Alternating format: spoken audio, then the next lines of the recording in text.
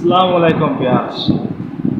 আলহামদুলিল্লাহ, আমরা আবেগ দিয়ে নয়, বিবেক দিয়ে যোগ্য ব্যক্তিকে আমরা লিডার হিসেবে পাইছি।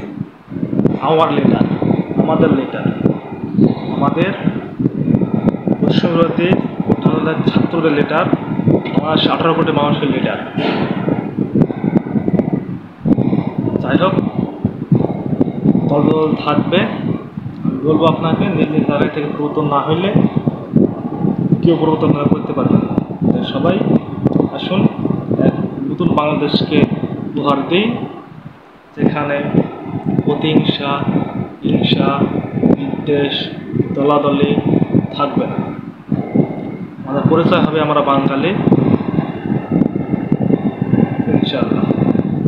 তাই আপনাদের বলতেছি, সবাইকে বলতেছি, সবাই হিংসা বিদ্বেষ ভুলে গিয়ে এক কাতারে আসে।